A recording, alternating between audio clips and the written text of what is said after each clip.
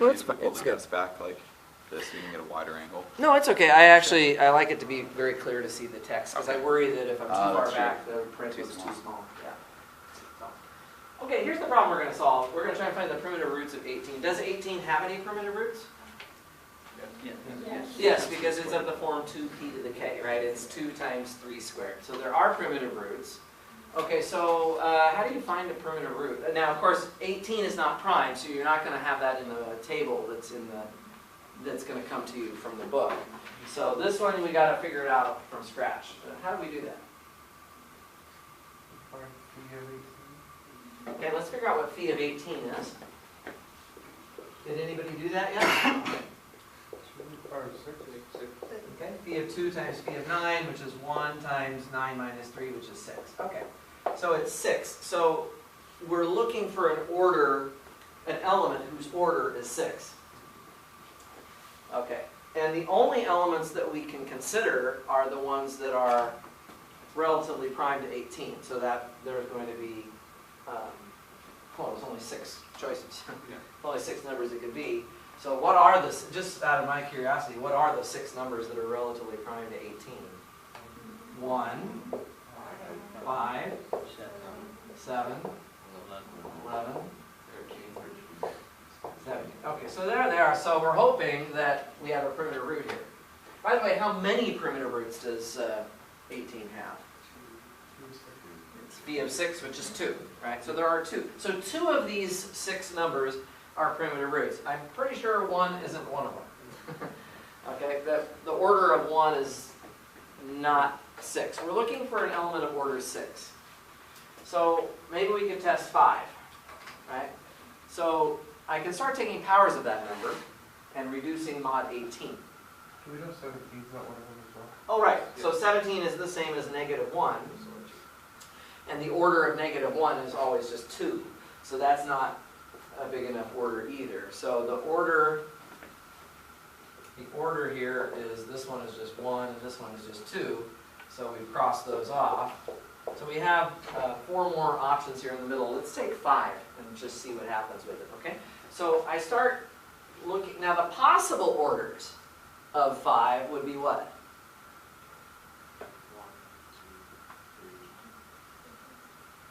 6. 1, 2, 3, and 6. The divisors of phi of n, right? So the order of an element is, that's another fact. I think it should be in your notes with the box around it probably. The order of an element always divides phi of n. So the order mod n of any number always divides phi of n. So what I'm trying to get at is that if we calculate 5 to the first, 5 to the second, and 5 to the third, and we don't get 1, mod 18, then we know that the order of 5 would have to be 6. We don't have to keep spending our precious minutes on the exam calculating the 4th power and the 5th power. We just immediately can go to the conclusion. So let's do it. So 5 to the first is obviously 5. 5 squared is 25, and then when I reduce that in the world of mod 18, that gives me 7. And then 5 cubed, remember you don't want to just literally take 125 here. You want to take the 5 squared, which was 7, and multiply it by 5 again. Well, that's 35. And in the world of mod 18, 35 is the same as negative 1, right? Okay, so all of this is mod 18.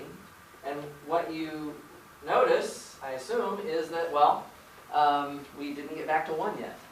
So the order of 5 must be 6, and it means it is a primitive root. Okay, so 5 is a primitive root.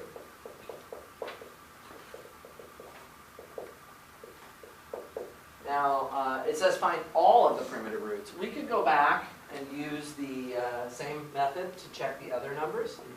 Take powers of 7, powers of 11, powers of 13, see what happens. But there is a slicker, faster, better way now. Once you have one primitive root, do you remember how to get all of the other ones? So the idea here is that we will have a formula for the order of 5 to any power, right? And that formula is, well, it's the order of 5, which is 6, divided by the GCD of that order with 8. So you really are looking for other primitive roots, which means you want the denominator to be a 1, so that you have another element of order 6 again. So you're really just choosing h's that are relatively prime to 6. And there are 2 of those, which are 1 and 5. So 5 to the first and 5 to the fifth both have order 6. So my other primitive root, the other one is 5 to the fifth. And then this is where you could just as well get out a calculator, although it's not that bad. We already know that 5 cubed is -1 and 5 squared is 7. So this is just -7. And in the world of mod 18, that reduces to 11. Okay, so 11 is my other primitive root. Okay, so I have those 2 elements of order 6 right there. Okay, does that make some sense? Okay. And the order of 7 and 13, we can figure it out. We would just simply have to, we know that they're not, we know that the order of 7 and 13 has to either be 2 or 3. Because there's no other primitive roots. And there's no other possible orders other than 2, 3, or 6. So, okay, so I think I have another part to this. Oh yeah, so what I want to do is write out a table of indices now. Okay? So we have, sorry, I just want to put this over here. Again, we have 5 to the fifth, which is -7, congruent to 11, mod 18. Okay? And that's because the order of 5 to the h, I just want to recopy this, it's 6 divided by the GCD of 6 with h. Okay, so we made the denominator 1 by choosing h equal to 1 and 5. Now, okay, let me do a follow-up question over here.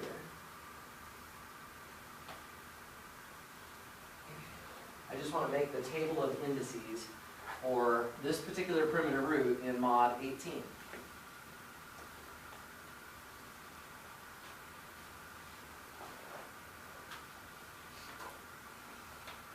Okay, so create a table of indices. So we put x here, and we put index relative to 5 of x. So we're going to use the primitive root 5. So how many different x's do I have? 17 is one choice. When we did it in class for the number 17, we had 16 different columns, didn't we? Right? But that was because 17 was prime, and all of the numbers less than 17 were relatively prime to 17. This is a much smaller table than you might think. All you're putting on this table are those 6 numbers right here that are relatively prime to 18. So I'm going to put them right now. 1, 5, 7, 11, 13, and 17. It's a pretty quick thing to do. Okay, so for example, well, the first column, this is always a 0. 5 to the 0 is 1. Okay, and then the index of 5 itself is going to be what? 1. 5 to the first gives me 5. The way I like to fill in this table, actually, I don't like to go from left to right like this. What I like to do is just do it by powers of 5. So 5 to the 0, 5 to the first, 5 to the squared. Now 5 squared is 25, which we already calculated reduces to 7. So that means underneath the 7 is where the 2 goes. Okay? So 5 squared is congruent to 7. 5 cubed, we already did that one as well, is congruent to -1. So -1 is the same as 17. So that would be over here, right? 5 cubed is congruent to -1. And then, well, to find out the next one, I can take -1 and multiply it by 5 again. Right? So 5 to the 4th would be -5. And -5 in the world of mod 18 is the same as 13. So that's the 4th power. So then the last one has to be right here. Okay? So there's your whole entire table. Okay, so now let's do another problem. I guess I could call this would be part B. I'm going to come over here and write down a part C for you. Okay. So part C is going to say, find all integers x with 11 to the 2x plus 4 power congruent to 13 to the 2x minus 2 power mod 18. Okay.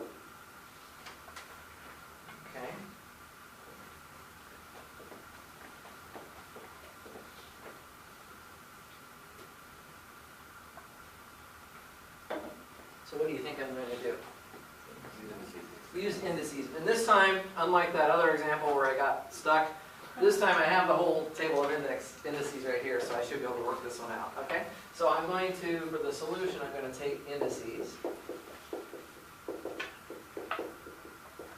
Okay, so I will have 2x plus 4 times the index relative to, well, I'm going to use the index 5, obviously, because that's the one I found, of 11. So I'm pulling down the exponent right away, okay? Congruent to 2x minus 2 times the index relative to 5 of 13. And this would be mod what? Right, mod phi of n. Phi of 18 is 6. Okay. So I can go to my table and fill in these index values. The index of 11, this number right here, is 5. And the index of 13 is 4.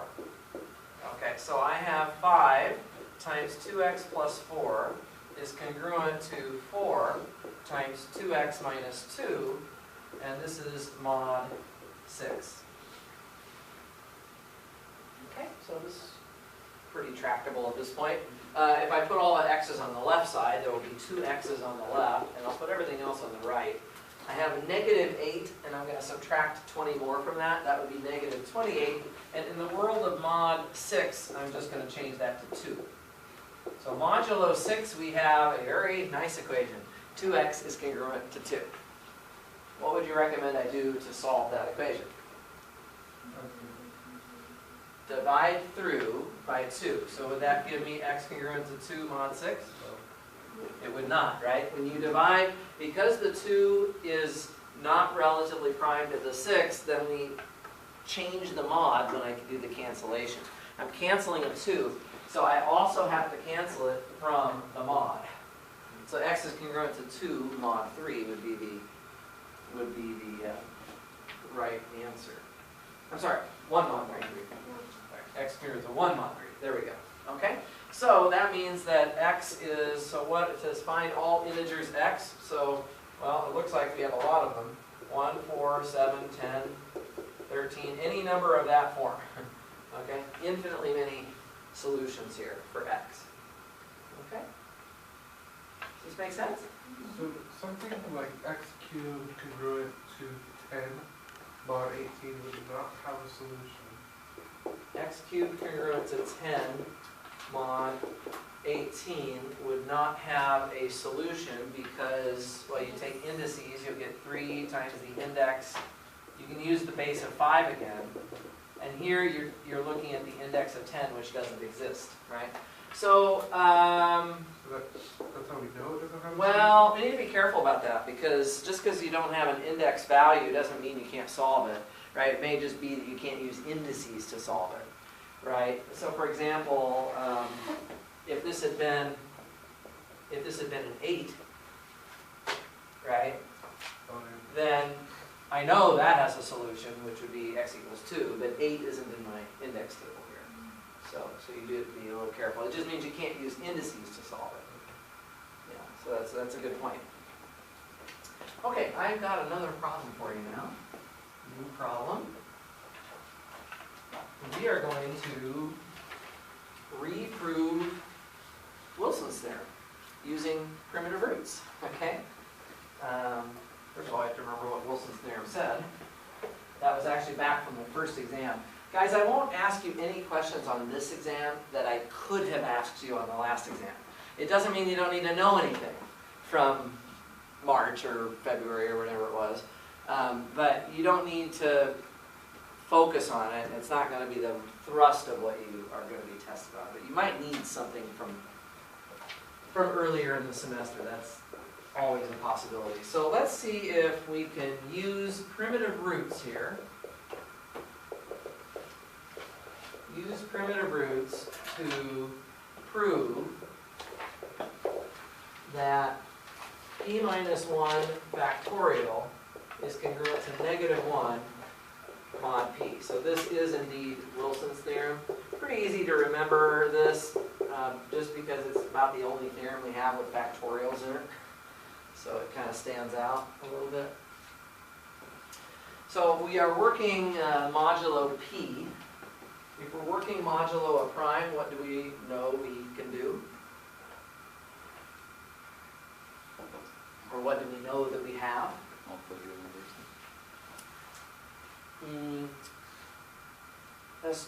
So every non-zero number has a multiplicative inverse. If you work mod n, some of the numbers will, as long as they're relatively prime to n. So yeah, we will have multiplicative inverses at our disposal. Anything else? I heard it. What is it? We know that we have primitive roots. Exactly. So p is a prime, so there exist primitive roots. It says use primitive roots, so I guess you want to know that you have them, right? So we can do that. Let's let r be a primitive root of p. So you take a primitive root. All right. Any thoughts on how I can use that primitive root to get p minus 1 factorial to show up somehow? We know that we can get 1, 2, 3 up to p minus 1 using powers of r. Okay, so I think it's theorem 8.4. I don't know if this will make any sense, but since you have a -1 there, can we say that like r to some power, I think p minus 1 over 2 is congruent to -1, or? That's also true. Right, so when you take the primitive root and you raise it to half of its order, which would be p minus 1 over 2, it's congruent to -1 mod p. We're actually going to use that in the proof. That's exactly right, but the idea that I heard a moment ago was over here was this theorem 8.4, which is the one that basically tells you that if you start taking the powers of this primitive root, so you start with, I've drawn this picture before and I want you guys to really understand it. If you take a primitive root and you start taking all of its powers, right, you'll eventually, here's like r to the p minus 2, and then eventually you get up to r to the p minus 1, which is congruent to 1 again. And it's just a big wheel. Now, even if you don't have a primitive root, as long as you have any element that's, relatively prime to the modulus, you can make a wheel. It's just that the wheel won't be as big, right? The size of the wheel is, of course, just the order of the element. For a primitive root, that order is the whole p minus 1. So we're going to use that. And the other thing is that all of the numbers that are relatively prime to n are somewhere around this wheel. Well, in this case, our n is a prime p, so the numbers that are relatively prime to p are all of the numbers from 1 through p minus 1. So as I look at these numbers around this wheel, I'm really looking at the numbers 1 through p minus 1 in some order, right? So what do you suggest I do?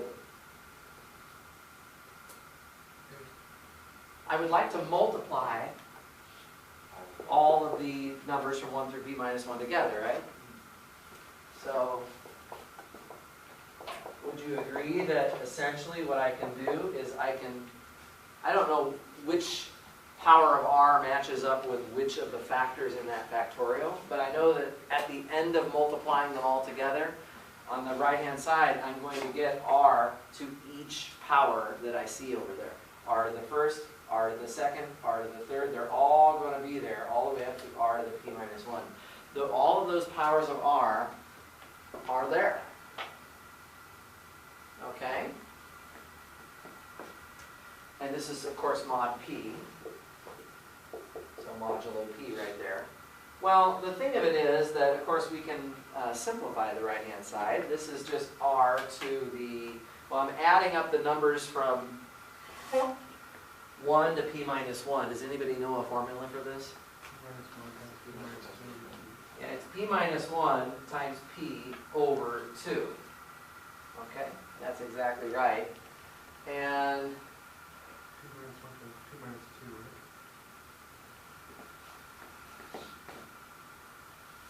actually, oh, you know what?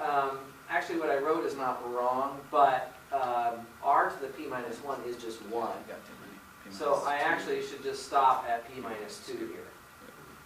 Okay, sorry about that. 'Cause, I mean, I could put, see, r to the p minus 1 is the same as r to the 0.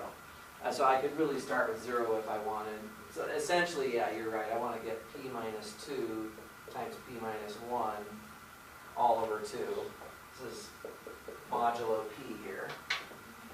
Okay, so we have that. I think I see it.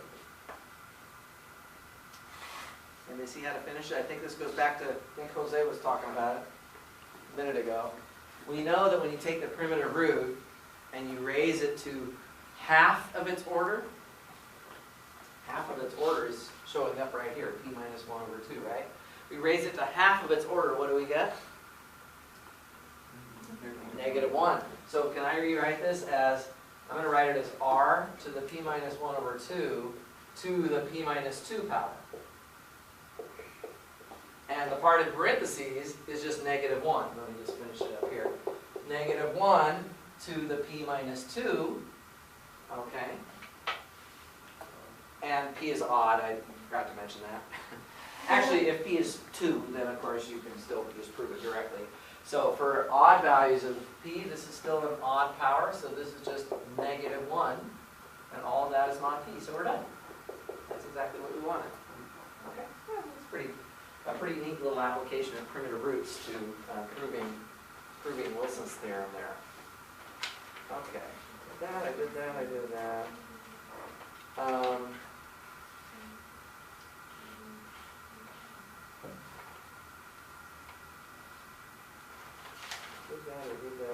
Oh, okay. Let's do another problem. Is everybody okay with this? I'm trying to throw a variety of things at you. Yeah, Crystal? I have a question. Why from r to the p minus 2, p minus 1 over 2? Why did we conclude that the next line was negative 1? Oh, so this part alone is negative 1. So that is, I forget the number here. Let me try and find the statement of it here. Actually, that may have been a homework problem. I think that was in the homework. Yeah, the fact that if you take a primitive root and raise it to the p minus 1 over 2 power, so r to the, it may not be actually a theorem in the book.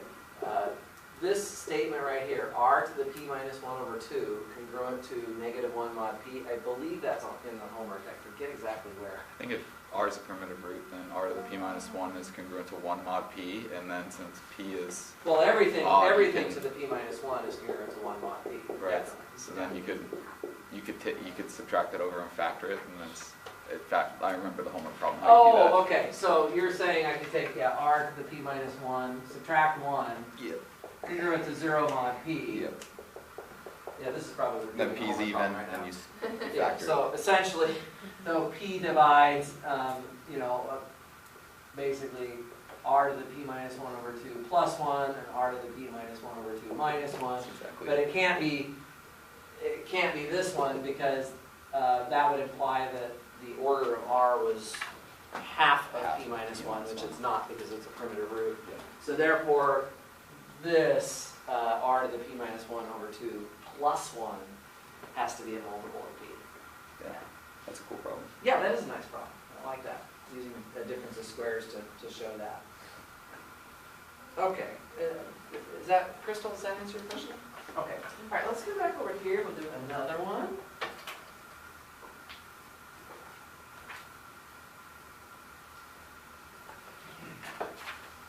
Okay. Number 6. Actually, let's do something. Okay, I have 2 more here that I want to do specifically. The first one is just I don't think this is too hard, but I just want to do it anyway. So let's prove that if we take phi of p to the k, that we actually get p to the k minus 2 times phi of p squared minus p. Okay. Interesting equation here. This is actually not that difficult, but it's just, we just have to be a little bit careful with it. So it's a big algebra problem. So what would you suggest I do first? Start on the left side and figure out the phi of p to the k, exactly. So this would be phi of, what is phi of p to the k? P to the k minus p to the k minus 1. So left-hand side is equal to that. I'm just going to keep working on that. What can I do with that? Oh, wait a minute. Yeah, I've got it right. There's a common factor here. Let's factor on the inside of those parentheses here. So we'll get p to the k minus 1. We're left with a p minus 1, like that. Okay, now what would you want me to do next?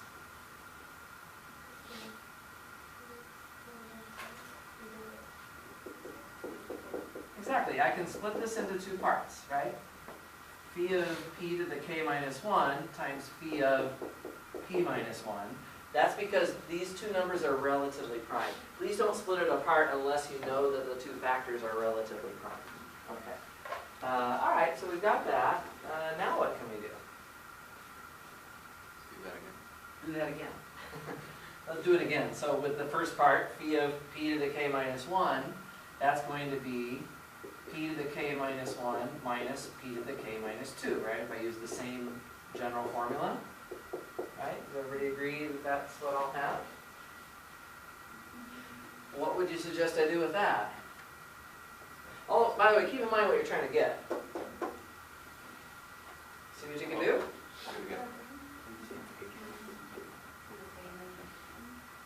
How much can I factor out? Right, p to the k minus 2 I can factor out. It leaves me with p minus 1 times phi of p minus 1. And now I see this is part of what I want, yeah? It's part of what I want. Do you see how I can finish the proof now? This p minus 1 is just phi of p. Exactly. So I have p to the k minus 2 times phi of p times phi of p minus 1. And then I can actually put it all together to get back to that. Okay, so it's actually not that bad. It's just using the properties of the Euler phi function together with what phi of a prime power is.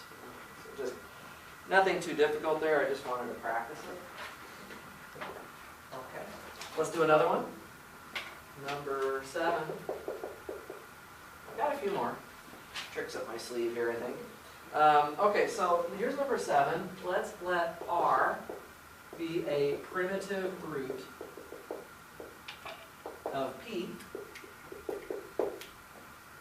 Prove the following fact.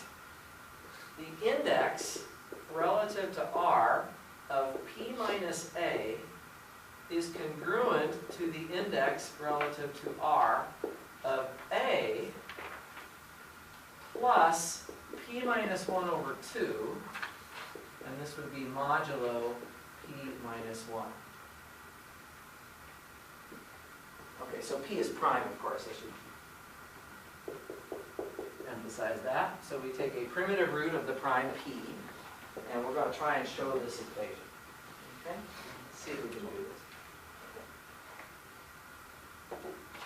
It's kind of like a property of